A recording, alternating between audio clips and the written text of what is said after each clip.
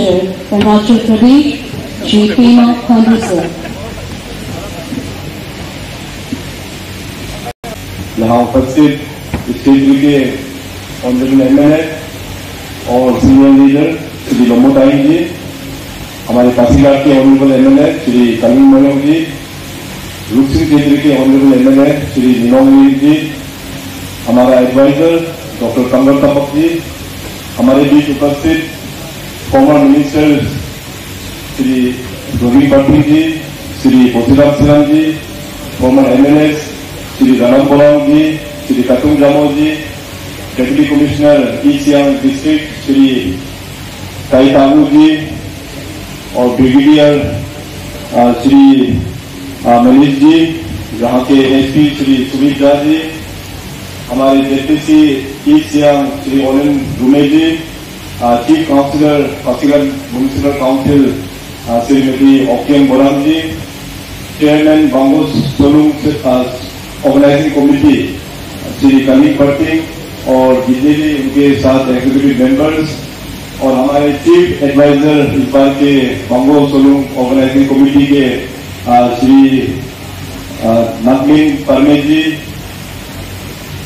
हमारे जितने भी एबीसी के और आदिसू के मेंबर्स, भारतीय जनता पार्टी के हमारे यहाँ के डिस्ट्रिक्ट के अध्यक्ष श्री अपू बुरांग जी, उनके साथ आए हुए सभी कार्यकर्ता, हमारे भारतीय जनता पार्टी के सीनियर लीडर श्री दंगे परमे जी, यहाँ उपस्थित डिपार्टमेंट के सभी ऑफिसर्स, हमारे जेपीएम, हमारे ग्राम पंचायत चेयरपर्सन, ग्राम पंचायत मेंबर और खास करके हमारे जितने भी गांगुरा गांगुरीज और हमारे युवा दोस्तों, मीडिया के दोस्तों, और सबसे पहले तो इस फोरम का शुभ अवसर पर आप सभी को ढेर सारा शुभकामनाएं मैं देना चाहूंगा। सिक्किम कुलुंगे लुमे नो उदे दिंदे डेंसा मोलुंगा कोजे दिंदे डेंसा मोलुंगा। मैं सबसे पहले यहाँ के ऑर्गेनाइजिंग कमेटी और साथ साथ यहाँ के स्थानीय विधायक श्री लोमोताई जी, आप सभी को मैं हार्दिक धन्यवाद देता हूँ। सोलुंग त्योहार मैं सोचा कि इस बार शायद मेरा मिस हो जाएगा, मगर उन्होंने और यहाँ के कमेटी हमारे पास आया और हमको इनवाइट किया। तो जो फेस्टिवल जो है हम लोगों को बीइंग ट्राइबल सोसाइटी हम लोगों को बहुत अच्छा से इसको धूमधाम से हम लोग सदियों से ही मनाते आए हैं और फ्यूचर में भी हम लोगों को इसको अच्छा से मनाना चाहिए, क्योंकि हमारा मानना ये है कि जितने भी जो हमारा जो बुजुर्ग लोग हैं उन लोग ने हम लोगों को विरासत में इतना हमारा जो अपना ट्रेडिशन, रिच कल्चर, हेरिटेज वो जो छोड़ के दिया है, अभी इसी त्योहार में तो हम लोगों को दिखाना चाहिए बाकी के ट्राइब्स को, बाकी के दुनिया को कि अपना आदि समाज में किस प्रकार से लोग बैठते हैं, हमारा कल्चर क्या है और हमारा ट्रेडिशन क्या है। तो इस बार का भी आज मैं सबसे पहले तो आज जितने भी जो इस एरिया और पासीघाट एरिया से जितने भी पब्लिक आए हैं आप सबको पहले दिल से धन्यवाद। इतना गर्म होने का बावजूद भी आप लोग इतना तादाद में यहाँ पे अभी तक बैठा रहा। मैं थोड़ी देर पहले लोमोताई साहब को बोल रहा था कि आपने बहुत यहाँ इंतजाम और फेस्टिवल कमेटी आप सभी लोग ने इंतजाम बहुत अच्छा किया।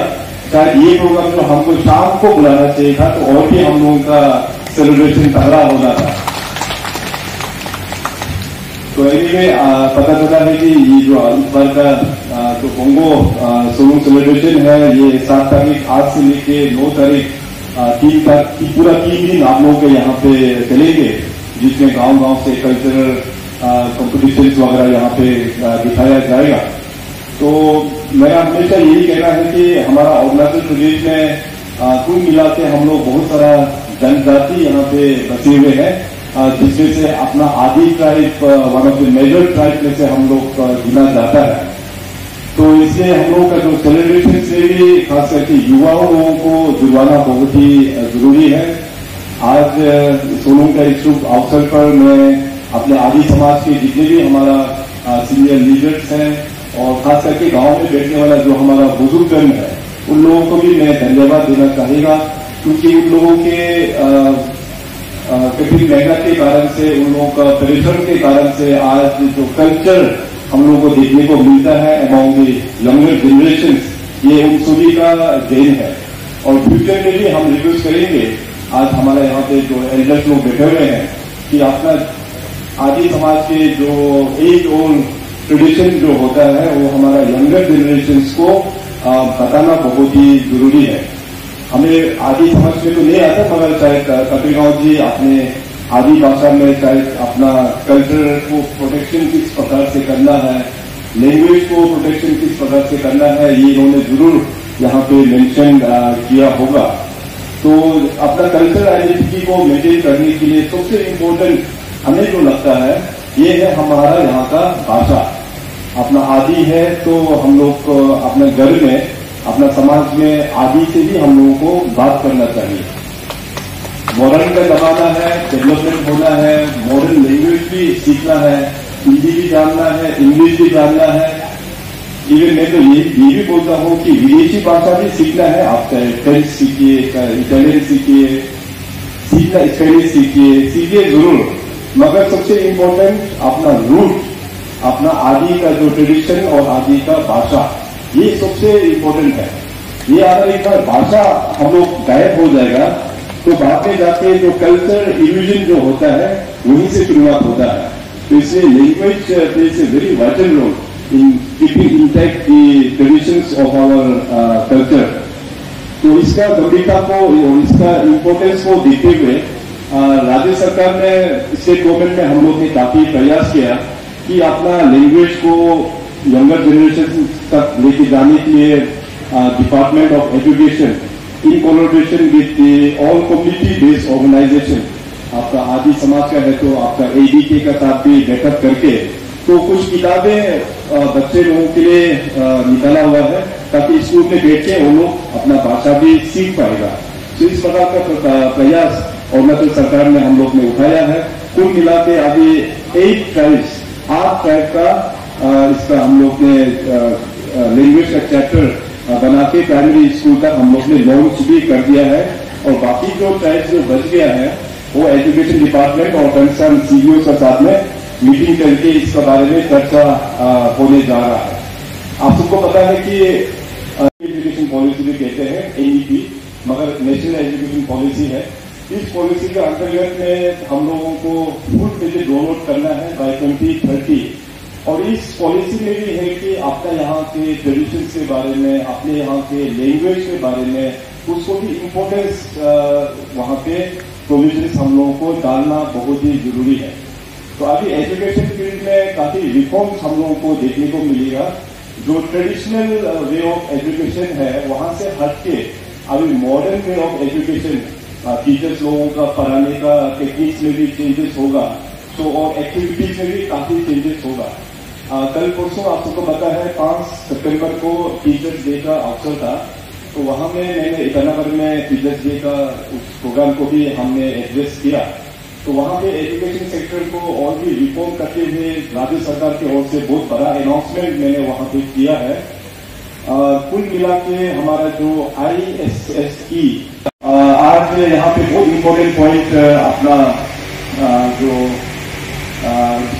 बांगो सोलू कमेटी के हमारे जो चीफ एडवाइजर है श्री नकवी परने जी और हमारे यहाँ के विधायक श्री लोंगोटाइन साहब ने जो रखा, आपके जो प्रॉब्लमेटिक एरिया जो है ये सियांग रीजन को लेते हुए, और साथ में कलिंग मयोंग जी भी वहां पे बैठा हुआ है। कलिंग मयोंग जी भी उतना ही परेशान है जितना लेबो के लोग, आप लोग जितना परेशान है, क्योंकि सियांग जो है एक यहाँ इस पोर्शन में लेफ्ट बैंक और राइट बैंक, वहाँ पासीघाट साइड में, तो दोनों तरफ काफी इल्यूजन होके काफी डिस्कशन चल रहा है। तो मैं तो यहाँ पे 1-2 बार मैं खुद इंस्पेक्शन के लिए भी आया था। जो ये लेबोडोला रोड जो पूरा डिस्कशन हुआ था उससे अल्टरनेटिव रोड बनना चाहिए, उस अल्टरनेटिव रोड बनाने के लिए हमने कुछ अमाउंट देके बन भी गया था, मगर फिर इस बार जो है फिर वो वापस होके चला गया। और इसका वापस होने के कारण से मोर देन 10 विलेजेस जो आसपास का जो गांव है उसमें काफी इफेक्ट आप लोगों को महसूस हो रहा है। इस बार में असेंबली सेशन में भी अपना यहाँ के विधायक टाइम साहब ने इसका क्वेश्चन भी लेके आया था और खास करके सियांग जो फ्लड जो है उसको एक नेशनल कैलामिटी का रूप में डिक्लेरेशन होना चाहिए, इसका भी प्रस्ताव उन्होंने लेके आया था। तो इसके ऊपर हम लोग असेंबली में भी कल ही हम लोग ने चर्चा किया है। तो आज मैं इसका विषय पर आप लोगों को एक दो बात यहाँ पे बताना चाहेंगे। जो ये नेशनल कैलामिटी जो होता है, हमारा जो एक्ट में हम लोग एम्पावर लिए उसको डिक्लेयर करने के लिए, मगर इस तरह का जो भी कुछ दुर्घटना हो जाता है, इस तरह का आपदा आ जाता है, तो मिनिस्ट्री ऑफ होम वहां से एक कमिटी, एक ज्वाइंट कमिटी इंस्पेक्शन के लिए यहाँ पे भेजता है। और ज्वाइंट कमिटी भी यहाँ आके इंस्पेक्शन करके भी दिया था और मैं भी ज्वाइंट कमिटी के साथ में यहाँ इंस्पेक्शन में आया था। बाद में पासीघाट बीसी ऑफिस में हम लोग ने मीटिंग भी किया था वहां पर। तो वो होने के बाद जो एलिगेशन जो आया था ओवरऑल अरुणाचल के लिए थोड़ा कम अमाउंट आया था, मगर उसके बावजूद भी मैंने सियांग फ्लड में हमको याद है करीबन 35 करोड़ का काम हम लोग ने यहाँ पे दिया था WRD डिपार्टमेंट को। और WRD डिपार्टमेंट ने एक स्ट्रक्चर भी बनाया था, मगर फ्लड के कारण से फिर वो स्ट्रक्चर को भी रिमोट होके फिर डिस्ट्रक्शन हो गया। तो अभी ये एक बहुत बड़ा एक समस्या होके रखा हुआ है अपना, खास करके ईस्ट सियांग के और लेफ्ट बैंक और राइट बैंक में जो लोग बैठते हैं। और इसके कारण से हमारा जो अपना नुनोवरी साहब के जो पिताजी है उनके नाम में जो wild life sanctuary, D wild life sanctuary, उसको भी काफी इफेक्ट हो रहा है। तो इसके करके अभी रिसेंटली ब्रह्मपुत्र बोर्ड का जो चेयरपर्सन है, एक स्पेशल सेक्रेटरी मैडम है, वो ईटानगर आया था। तो उनके साथ में भी काफी डिटेल हम लोग ने बात किया। Government of India ministry of जल शक्ति अभी ये बोल रहा है कि लेफ्ट बैंक का जो प्रोजेक्ट और राइट बैंक का जो प्रोजेक्ट है, दोनों को एक साथ मर्ज करते हुए एक नया प्रपोजल वहां पे भारत सरकार को देने के लिए ये निर्देश भारत सरकार से आया हुआ है। और बहुत ही जल्दी हम लोग मिनिस्ट्री ऑफ जल शक्ति उनका जो कंसल्टेंट जो होगा उनके साथ में बैठकर WRD डिपार्टमेंट इसको और भी कुछ करके हम लोग कुछ ना कुछ इंतजाम आप लोगों के लिए जरूर भारत सरकार की ओर से हम लोग लेके आएंगे। इसमें एक इम्पोर्टेंट बात ये भी हम लोगों को सोचना है कि देखिए ये जो नदी जो है सियांग नदी, खास करके आप लोगों के एरिया में सिगार से लेके नामसिंग तक करीबन 23 किलोमीटर अप्रोक्सीमेटली है। तो इसका स्ट्रेच जो है काफी लंबा है। इसको अभी लॉन्ग टर्म में सियांग को हम लोगों को किस प्रकार से ट्रेनिंग करना होगा, क्योंकि आपका आदि समाज सियांग के साथ में बहुत ही इमोशनली सेंटिमेंट भी जुड़ा हुआ है। सियांग नदी को बचाना भी हम लोगों का ड्यूटी है। सियांग नदी को ट्रेनिंग करके उनको सही जगह से भेजना भी हम लोगों का जिम्मेदारी होता है। इसमें एक विषय में आप लोगों को बताना चाहेगा, पिछले एक ओकेजन में भी मैंने आप लोगों को अपना व्यूज मैंने रखा था।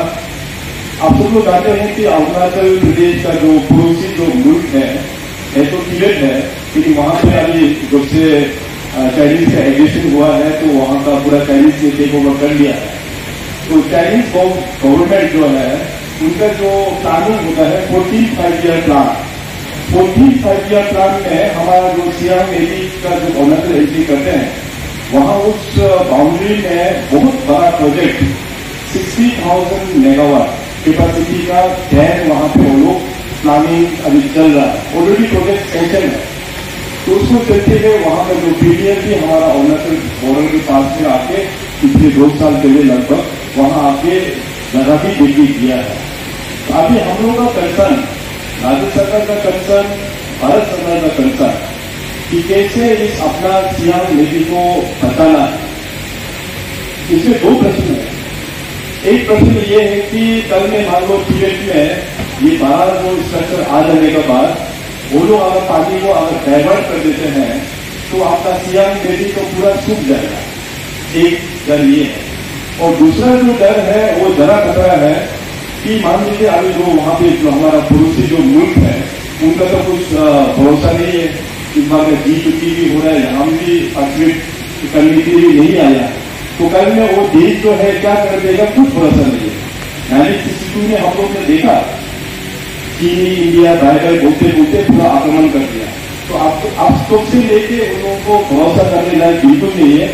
तो फ्यूचर में अगर वो लोग उस बैरेज को बना देते हैं वहां फील्ड साइड में, तो वहां से कल में अगर वो लोग ने प्लानिंग करके पानी वहां से पूरा छोड़ देते हैं, तो पूरा छोड़ देने से आपका जितने भी जो टूटी एरिया से लेके सियांग बेल्ट पूरा यहाँ पासीघाट से लेके आसाम फिर बांग्लादेश, वहां में फ्लड का इतना मेजर डिस्ट्रक्शन होगा आप लोग को भी इमेजिन भी कर नहीं पाएगा।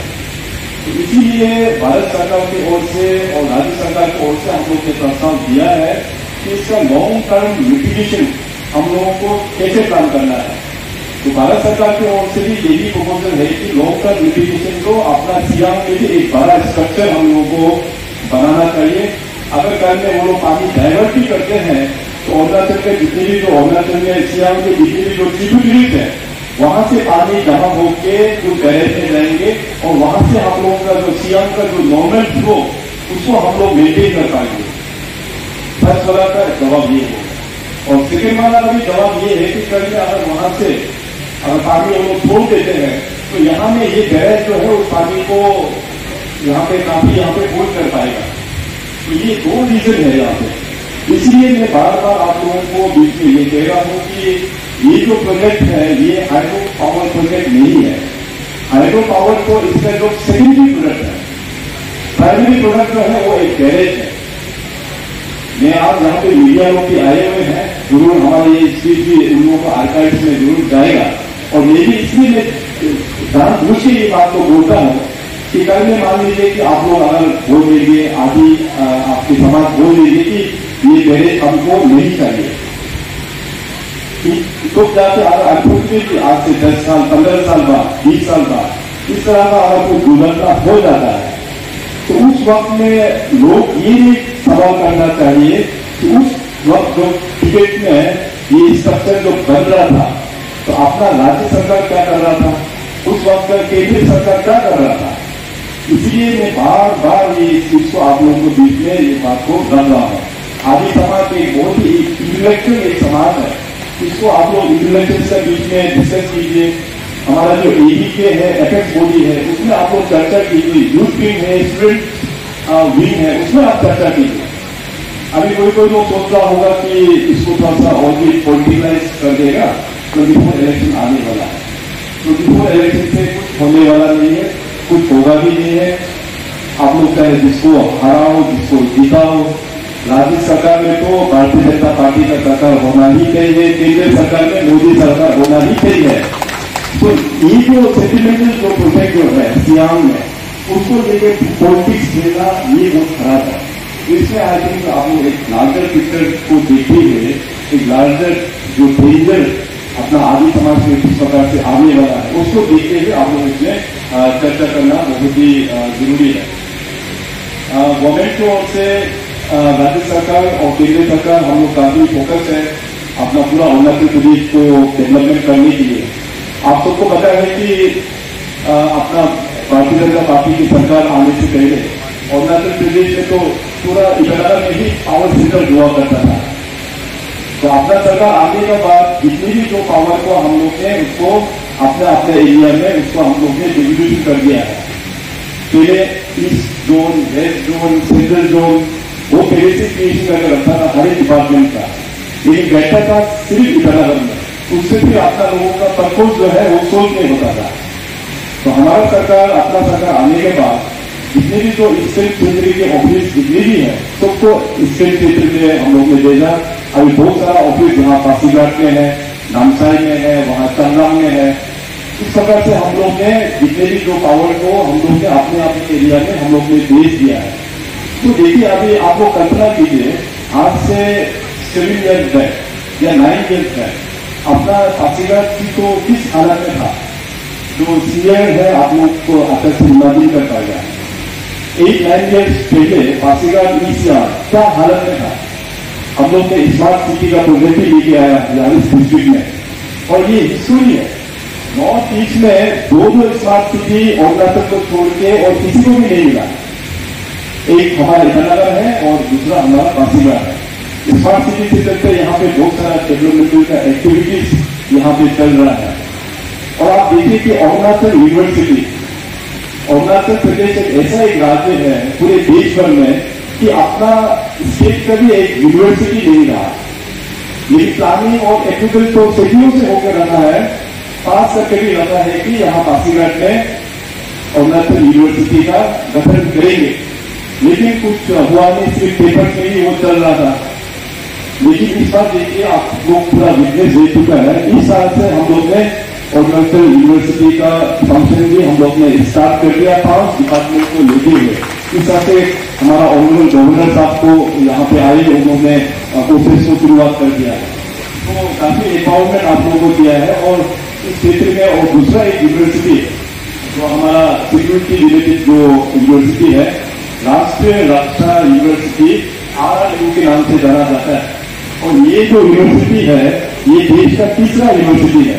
पहला यूनिवर्सिटी वो है अहमदाबाद गुजरात में, और सेकेंड जो यूनिवर्सिटी है वहाँ उत्तर प्रदेश में है, लखनऊ में। तो तीसरा यूनिवर्सिटी जो है वो आपके पासीघाट में हम लोग ने लेके आया और इसका भी काम, इसका भी फंक्शन खोला शुरू हो गया है।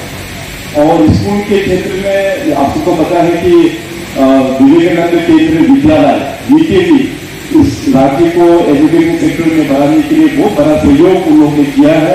तो यहाँ पासीघाट के लिए भी हम लोग ने एक नया प्रोजेक्ट VKV का सेक्शन कर दिया, उसका भी काम बहुत तेजी रफ्तार से हो रहा है। I am very hopeful that by December ये कंप्लीट हो जाना चाहिए, ताकि हम लोग नेक्स्ट ईयर कुछ प्लानिंग करके हम लोग क्लासेस स्टार्ट कर पाएंगे। और हेल्थ के क्षेत्र में भी आपका डिस्ट्रिक्ट में देखिए, apart from Tomo Riba institute of health and medical science, उसके अलावा आप लोगों का यहाँ पे हेल्थ सेक्टर को भी स्ट्रेंथनिंग करने के लिए आपका जो हॉस्पिटल यहाँ पे जो है बकीर परवीन जनरल हॉस्पिटल, वहां में हम लोग ने 300 बेडेड हॉस्पिटल का भी घोषणा कर दिया है। टेंडर भी हो गया है। कुल मिला के 100 करोड़ 100 करोड़ का लागत से अभी ये बनना शुरू हो जाएगा। उस प्रकार से कम्युनिकेशन हम लोगों का बहुत ही इम्पोर्टेंट है। मैं हमेशा बोलते देता हूँ, कम्युनिकेशन होने से इकोनॉमी भी आगे बढ़ता है। आज देखिए हमारे यहाँ पे हाईवेज कितना अच्छा बन गया है, और साथ ही साथ अभी रेलवेज भी, आप सबको पता है कि वहाँ जुलाई से लेकर पासीघाट का टेंडर भी हो गया, काम भी स्टार्ट हो गया है। इसको भी हम लोग जल्द से जल्द कंप्लीट कर लेंगे। एक बार रेलवे आने के बाद आप लोगों का यहाँ का पूरा इकोनॉमी ट्रांसफॉर्म हो जाएगा। एयरवेज भी आप सबको पता है, पासीघाट में जो आपका ALG था उसको भी हम लोग ने बना के अभी उड़ान स्कीम के साथ में हम लोग ने फ्लाइट सर्विस यहाँ से पासीघाट से ऑलरेडी जोड़ दिया है। उसी प्रकार से हर एक रीजन में अरुणाचल प्रदेश में, मैं तो केवल आपका पासीघाट का ही एग्जाम्पल दिया, दूसरा क्षेत्र का एग्जाम्पल देगा तो काफी लंबा। और खास करके DC साहब भी यहाँ पे मौजूद है, और इस डिस्ट्रिक्ट के सभी MLA भी यहाँ मौजूद है, और जिला चेयरपर्सन भी यहाँ मौजूद है, और हमारे चीफ काउंसिलर जो पूरा टीम भी यहाँ मौजूद है, और जितने भी जो ग्राम पंचायत भी यहाँ पे है। हमारे ओर से एक सुझाव भी देना चाहेगा कि हमारा स्कूल को और भी बेहतरीन से फंक्शन करने के लिए जो SMC होता है, स्कूल मैनेजमेंट जो कमेटी होता है, उसको थोड़ा सा प्रोएक्टिव हो जाए तो स्कूल जो है ऑटोमेटिक पूरा ठीक हो जाएगा। सरकार की ओर से तो हम लोग पूरा प्रयास कर ही रहा है, मगर सरकार देखो इधर में बैठा हुआ है। अमेरिका यहाँ आपके लेगो एरिया में हर एक स्कूल में आपके दे दे सकता है, और अरुणाचल का ज्योग्राफिकल इतना बड़ा स्टेट है कि सरकार हर एक जगह हर एक दिन हम लोग पहुंच नहीं पाएंगे। तो सरकार का बिहार में हमारा जो स्कूल का जो SMC जो होता है, स्कूल मैनेजमेंट कमेटी, अगर आप लोग एक्टिवली वहां पे जाके डेली विजिट करेंगे तो आपको पता चलेगा कि आपका गांव का स्कूल किस प्रकार से चल रहा है। आपके इस स्कूल में टीचर्स का जो पोस्टिंग हुआ है वो लोग टाइमली ड्यूटी कर रहा है कि नहीं कर रहा है। स्कूल का जो स्टूडेंट्स का अटेंडेंस, वो स्टूडेंट्स लोग वहां पे रेगुलर आ रहे कि नहीं आ रहा है। स्कूल का कैंपस साफ सुथरा है कि नहीं, और स्कूल का इंफ्रास्ट्रक्चर वो ठीक ठाक है कि नहीं। अगर स्कूल का इंफ्रास्ट्रक्चर ठीक नहीं है तो लोकल MLA को आप लोग अप्रोच करना है। लोकल MLA फिर फर्दर उस चीज को डिपार्टमेंट एजुकेशन और सरकार का पास में उसका अटेंशन ड्रॉ करने के लिए लेके आएंगे। और इस प्रकार से पंचायत में भी तो हम लोग ने अभी काफी स्ट्रेंथन हम लोग ने किया है राज्य सरकार ने। देश में कोई भी ऐसा राज्य नहीं है जो अरुणाचल सरकार ने पंचायत के लिए किया है डेवल्यूशन ऑफ पावर। 3 का डेवल्यूशन हम लोग ने किया है, fund functionaries and finance. Fund function functionaries और फाइनेंस उसको आप लोग एम्पावरमेंट हम लोग ने करते हुए पंचायत को हम लोग ने दिया हुआ है। राज्य सरकार का जो अपना स्टेट ओन रिसोर्सेज से 10% हम लोग पंचायत को दे रहा है, उससे भी आप लोग कन्वर्जेंस करते हुए इन सारा सेक्टर्स में आप लोग उस फंड को भी प्रयोग कर सकता है। अभी तो नेक्स्ट लाइन ऑफ जो डेवलपमेंट हम लोगों को जो करना चाहिए, हम लोगों का सरकार और नरेंद्र मोदी जी का केंद्र में जो अपना सरकार है, सबका फोकस ये है कि हमारा जो विलेज जो गांव है, गांव का इकोनॉमी को हम लोग किस प्रकार से स्ट्रेंथनिंग कर पाएगा। अगर गांव विकास होगा तो जाके शहरी विकास होगा, डिस्ट्रिक्ट स्टेट विकास होगा, ये देश की विकास होगा। तो अभी फोकस जो है पूरा गांव के ऊपर में है और गांव में अभी इकोनॉमिक एक्टिविटीज को बढ़ाने के लिए आप सबको पता है कि पिछले 3-4 सालों में हमने एक नया रेवोल्यूशन स्टार्ट किया है सेल्फ हेल्प ग्रुप के माध्यम से। तो अरुणाचल प्रदेश में करीबन 90,000 टीनेज लोग अभी सेल्फ हेल्प ग्रुप के माध्यम से जुड़ चुका है। हमें उम्मीद है कि यहाँ पे आपका मेवा एरिया में भी बहुत सारा जो गांव है वहां भी अपना सेल्फ हेल्प ग्रुप यहाँ पे होंगे। तो उस प्रकार से अभी राज्य सरकार की ओर से, केंद्र सरकार की ओर से सेल्फ हेल्प ग्रुप को बैंकिंग नेटवर्क के साथ में जोड़ के उनका बिजनेस को हम लोग पुश कर रहा है। और इसमें पंचायत का भी बहुत इंपॉर्टेंट रोल है। जैसे मैंने कहा कि हमारा जो फोकल पॉइंट है वो विलेज डेवलपमेंट है, तो पंचायत का भी किस प्रकार से काम होना चाहिए, हमारा जो ऑफिसर्स है, जितने भी जो डिपार्टमेंट है उनके साथ में मिलकर, कंसर्न एमएलए का साथ में मिलकर कन्वर्जेंस मॉडल में हम लोगों को जाना चाहिए। हर एक डिपार्टमेंट का काम गांव में आता है। राज्य सरकार में मोर देन 50 डिपार्टमेंट है, 50 डिपार्टमेंट जैसे है राज्य सरकार में, तो उसका कुछ ना कुछ काम आपके गांव में चल ही रहा होगा।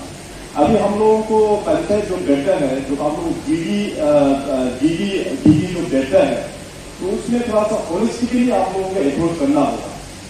अभी तक क्या हो रहा था कि पंचायत में जो फंड 15 फाइनेंस कमिटी का जो फंड आता है, पंचायत अपना एक अलग से प्लानिंग बना लेता है, डिपार्टमेंट अलग अलग प्लानिंग बना लेता है।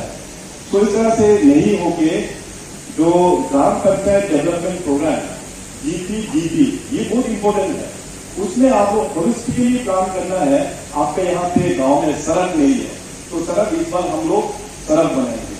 आपका गांव का इंफ्रास्ट्रक्चर जैसे स्कूल अगर ठीक नहीं है, आपका गांव का सब सेंटर अगर ठीक नहीं है, तो इस बार का फंड हम लोग पूरा सब सेंटर में डालेंगे। तो होलिस्टिक वे में कन्वर्जेंस मॉडल में जाना है। कन्वर्जेंस मॉडल मतलब यहाँ से भी फंड लेगा, यहाँ से भी फंड लेगा, सबको मिलकर हम लोग एक जगह हम लोग इन्वेस्टमेंट करेगा एक साल में। तो ऐसे होने से वो प्रोजेक्ट जो है गाँव को भी काफी फायदा होगा। कन्वर्जेंस मॉडल में मैं हमेशा बोलता हूँ कि जो पुराना जो फॉर्मूला है 1+1=2, ये कन्वर्जेंस मॉडल में ये गलत फॉर्मूला है। कन्वर्जेंस मॉडल में 1+1=11, ये फॉर्मूला जो है इस एडॉप्शन के ऊपर में आप लोगों को काम करना होगा। ऐसे करने से आपका गांव में इंफ्रास्ट्रक्चर जो बन रहा है वो आपको दिखाई देगा और लोगों का यूज भी होगा।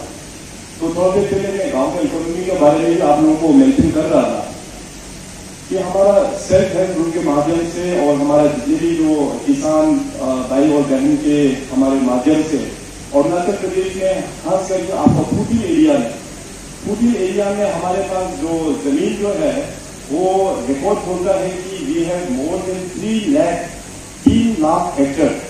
हम हमारे पास यहाँ ये अभी फार्मिंग चल रहा है 3 लाख हेक्टेयर में, और एवेबिलिटी जो है हमारे पास करीबन 25 लाख हेक्टेयर एवेबिलिटी है, जिसमें से केवल 3 लाख में ही हम लोग कल्टीवेशन कर रहा है।